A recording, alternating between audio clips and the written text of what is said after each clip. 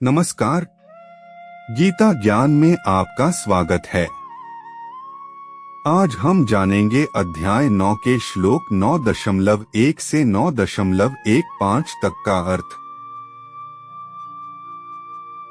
श्री भगवानुवाच इदं तु ते गुह्यत्म प्रवक्ष्याम्यंसूर्वे ज्ञान विज्ञान सहितं यज्ञात्वा मोक्ष से शुभात्। इसका अर्थ है, श्री भगवान बोले, यह अत्यंत गोपनीय विज्ञान सहित ज्ञान दोषदृष्टि रहित तेरे लिए तो मैं फिर अच्छी तरह से कहूँगा, जिसको जानकर तू अशुभ से अर्थात जन्म मरण रूप संसार से मुक्त हो जाएगा। राजविद्या राजगुह्य पवित्रमिदमुत्तमम् प्रत्यक्षावगम धर्मे सुसुखण कर्तुमव्ययम्। इसका अर्थ है, यह संपूर्ण विद्याओं का और संपूर्ण गोपनीयों का राजा है। यह अति पवित्र तथा अतिश्रेष्ठ है और इसका फल भी प्रत्यक्ष है। यह धर्ममय है, अविनाशी है और करने में बहुत सुगम है, अर्थात इसको प्राप्त करना बहुत सुगम है। अश्रद्धानाः पुरुषा धर्मस्यास्य परन्तप अप्राप्य मां निवर्तन्ते मृत्यु संसार वर्त्मनि। इसका अर्थ है, हे परंतप, इस धर्म की महिमा पर श्रद्धा न रखने वाले मनुष्य मेरे प्राप्त न होकर मृत्यु रूप संसार के मार्ग में लौटते रहते हैं, अर्थात बार बार जन्मते मरते रहते हैं। मया तत्मिदं सर्वं जगद व्यक्त मूर्तिना मत्स्थानि सर्वभूतानि न चाह तेष्वस्थितः। इसका अर्थ है, यह सब संसार मेरे निराकार स्वरूप से व्याप्त है। संपूर्ण प्राणी मेरे में स्थित हैं, परंतु मैं उनमें स्थित नहीं हूँ तथा वे प्राणी भी मुझ में स्थित नहीं हैं। मेरे इस ईश्वर संबंधी योग सामर्थ्य को देख। संपूर्ण प्राणियों को उत्पन्न करने वाला और उनका धारण भरण पोषण करने वाला मेरा स्वरूप उन प्राणियों में स्थित नहीं है। न च मत्स्थानि भूतानि पश्य मे योगमैश्वरम् भूतभृन्न च भूतस्थो ममात्मा भूत भावनः।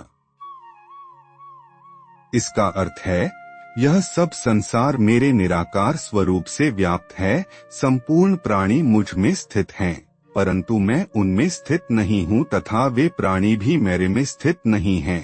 मेरे इस ईश्वर संबंधी योग सामर्थ्य को देख। संपूर्ण प्राणियों को उत्पन्न करने वाला और उनका धारण भरण पोषण करने वाला मेरा स्वरूप उन प्राणियों में स्थित नहीं है।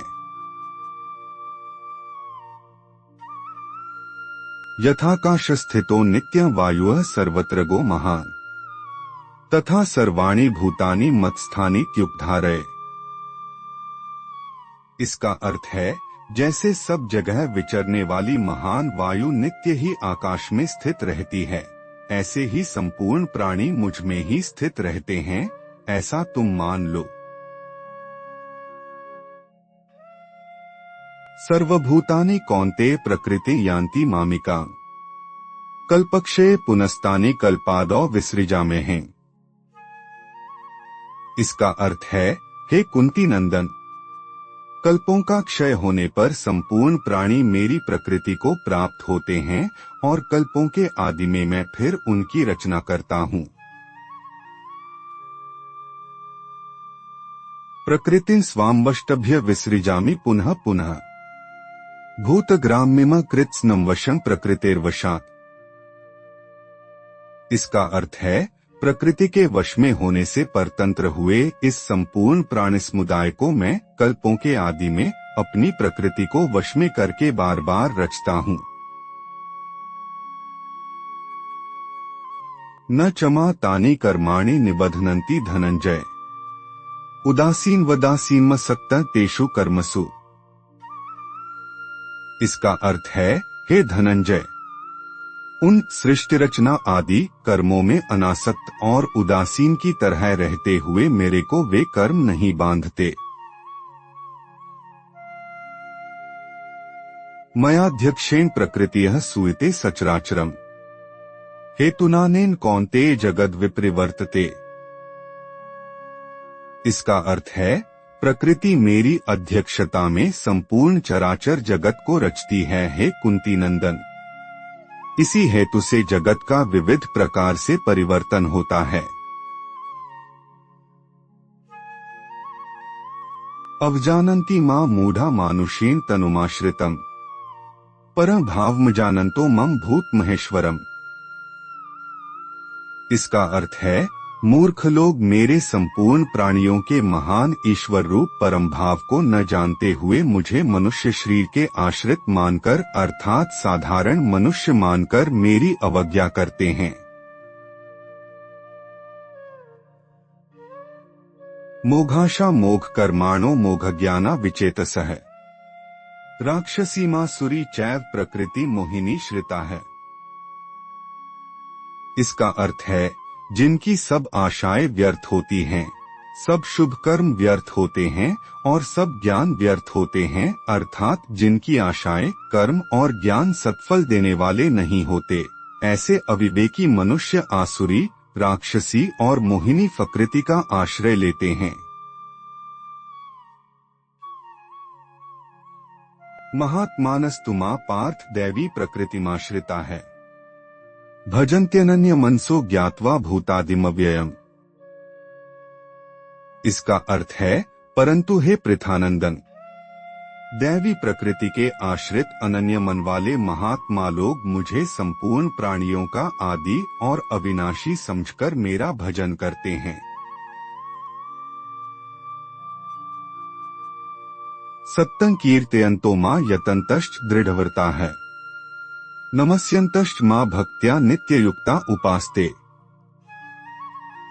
इसका अर्थ है, नित्य मेरे में युक्त मनुष्य दृढ़व्रती होकर लगन पूर्वक साधन में लगे हुए और भक्ति पूर्वक कीर्तन करते हुए तथा नमस्कार करते हुए निरंतर मेरी उपासना करते हैं। ज्ञानयज्ञेन चाप्यने यजन्तो मामुपास्ते एकत्वेन पृथक्त्वेन बहुधा विश्वतोमुखम्। इसका अर्थ है, दूसरे साधक ज्ञानयज्ञ के द्वारा एक ही भाव से, अभेद भाव से मेरा पूजन करते हुए मेरी उपासना करते हैं और दूसरे कई साधक अपने को पृथक मानकर चारों तरफ मुख वाले मेरे विराट रूप की अर्थात संसार को मेरा विराट रूप मानकर सेव्य सेवक भाव से मेरी अनेक प्रकार से उपासना करते हैं। ये थे अध्याय 9 के श्लोक 9.1 से 9.15 तक के अर्थ। अगले वीडियो में हम आगे के श्लोक जानेंगे। तब तक के लिए जय श्री राधा कृष्ण।